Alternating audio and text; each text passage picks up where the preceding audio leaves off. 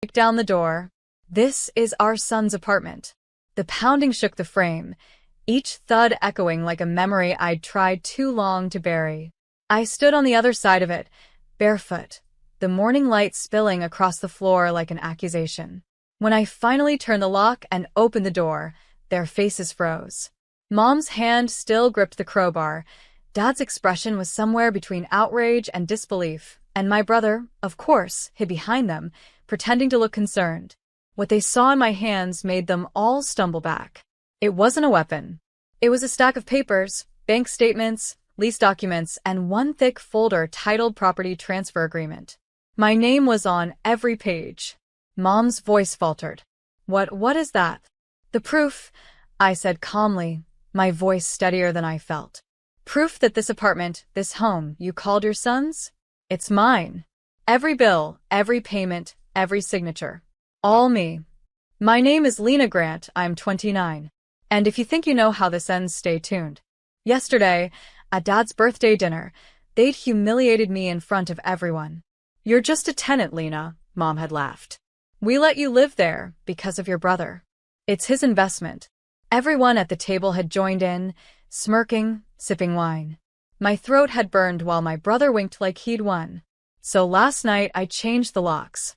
And this morning, when they came to reclaim his place, they learned whose name was actually on the deed. Dad stepped forward, rage trembling through his jaw. You stole from your family.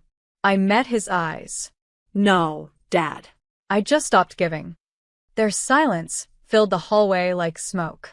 I watched them lower the crowbar, finally realizing the door they tried to break down had never really belonged to them at all. Dad's voice cracked the air. You ungrateful child. We raised you. We paid for everything you have. I almost laughed. You mean what I paid for with every double shift since college? Or the mortgage you forgot to pay when I was 21, and I covered it so you wouldn't lose the house. The papers in my hand fluttered as I spoke. The sound of truth, thin, sharp, undeniable. Mom's expression hardened, the kind that used to silence me as a teenager. You can't speak to us like this, Lena. We're your parents. I'm aware, I said. That's why I kept forgiving you long after you stopped deserving it. Behind them, my brother, Carter, looked pale, almost offended that his usual charm wasn't working. You made this about money, he sneered. You made it about ownership, I countered. And I just reclaimed mine. They stood in stunned silence as I moved past them, setting the documents on the hall table. I didn't steal your son's apartment, Mom. You lied about who bought it. I signed every paper you told me to trust you with. You used my savings, my credit, and my name. So please, explain again how this belongs to Carter. Mom's face drained of color. Dad turned toward him sharply. Is that true? Carter opened his mouth, then closed it again. She offered to help. It was supposed to be temporary. 7 years isn't temporary, I interrupted. The hallway went still, except for the faint sound of my neighbor's TV through the wall. I took a slow breath, looking at each of them one by one. You came here ready to break down my door, to call me crazy, to prove a point. I stepped back into my apartment, my hand on the frame. But the only thing broken here is your illusion of control. The door clicked shut between us, and for the first time, it felt like mine. By evening, my phone wouldn't stop buzzing. First Mom, then Carter, then unknown numbers, relatives I hadn't heard from in years. Apparently, word traveled fast when the family's problem child finally stopped being their free ride. The first voicemail was Mom's voice, high-pitched and trembling. Lena, we didn't mean to upset you. You've always been too sensitive. Please come by and talk before this gets worse. The second was colder. Dad's tone like polished steel. Return the property paperwork before we involve lawyers. The third came from Carter. You think this makes you the hero? You'll regret embarrassing us. I poured a glass of cheap wine and set my phone face down. The quiet hummed with a new kind of power. My apartment was finally peaceful. No one shouting, no one guilt-tripping me into paying for emergencies. Just the low hum of the fridge and the slow thump of my heart finally calming. I wandered to the window, watching the city lights bleed into the night sky. For years, I'd believed peace came after earning forgiveness. But now I understood. It comes after stopping the performance. There was a knock on the door. Ethan, my upstairs neighbor, stood there holding a half-eaten pizza. "You okay?" Thought I heard yelling this morning. I smiled faintly. "Family stuff. I'm fine now." He studied me for a moment, then handed me a slice. "Fine never sounds fine, but okay.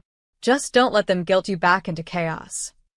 "I won't," I promised. When he left, I leaned against the door and whispered to no one. I'm done being the apology for other people's choices. Outside, thunder rolled over the city, deep and distant. Tomorrow, I'd go to the bank and make the ownership transfer official. Tonight, I'd sleep with both locks secure, and for once, not because I was scared of what could come in, but grateful for what I'd finally shut out. The next morning, the world felt cleaner, like the storm had washed something away that night. I made coffee, scrolled through the bank app, and smiled when I saw the confirmation. Property fully registered under Lena Grant. No more shared signatures, no parental cosigners. It was official. 10 minutes later, Mom showed up uninvited. She stood in the doorway, her lipstick smudged, eyes puffy like she hadn't slept. "You're destroying this family," she said quietly. "I'm setting boundaries," I replied. "There's a difference." She tried to step inside, but I didn't move aside. "Lena, we made sacrifices too. You just don't remember them." "I remember plenty," I said. "I remember taking double shifts so Carter could go on that European exchange program. I remember you telling me to stay quiet so he could look successful. I remember paying your credit card bill because you were worried about your score." "Want me to keep going?" Her expression twisted into something half guilt, half fury. "You've always been dramatic. This attitude will ruin you." I tilted my head. "You mean ruin your control?" She looked at the floor. For a moment I almost softened, almost. But then she whispered, "Your brother's business is struggling. The least you could do is transfer the apartment to his name. You don't even need it." That was the last straw. "Mom," I said evenly, "you taught me one thing. Family only counts when it's convenient. So no, I don't need to. And neither of you get to decide what I keep anymore." Her tears didn't move me this time. I'd seen that act before. As she turned to leave, she muttered, "You'll regret this." "Maybe," I said softly. "But at least it'll be my regret, not yours." When the door shut, I realized something vital. Freedom doesn't always feel triumphant. Sometimes it just feels quiet, solid, earned. By midweek, the quiet started to crack. Not from guilt, but from the ripple effect of exposure. Carter had taken to social media, posting vague quotes about betrayal from within and family snakes. His friends, most of whom were my old classmates, filled the comments with sympathy. I read them all, each line a tiny cut I no longer bled from. Then came a call from my aunt. "Honey, what's going on?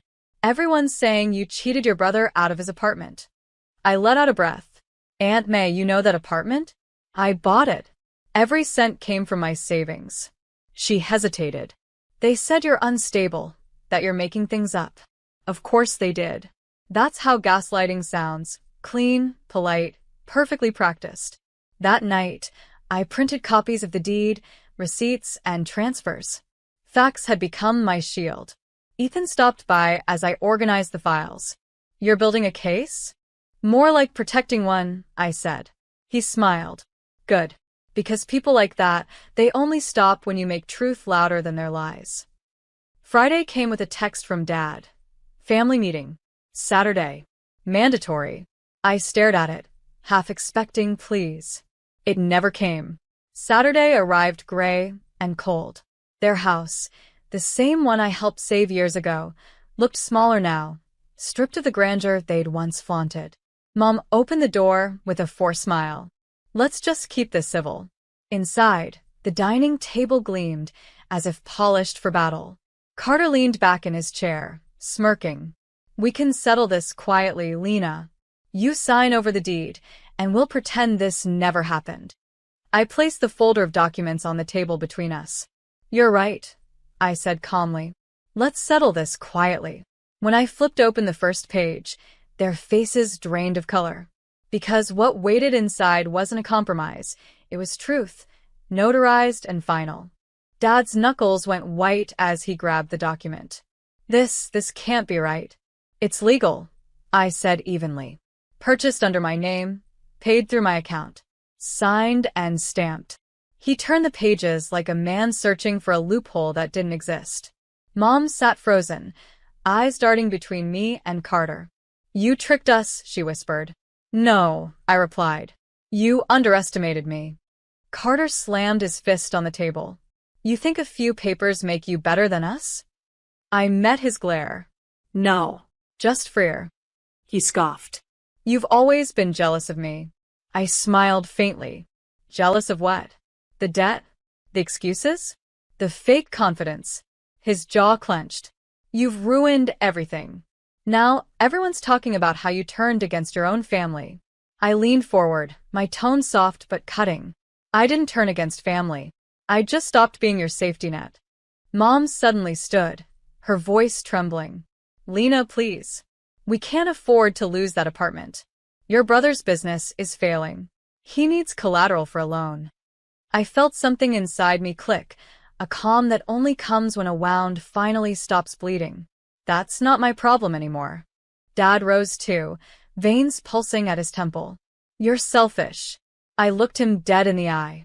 For 10 years I gave. I paid. I forgave. You called it love. It was survival.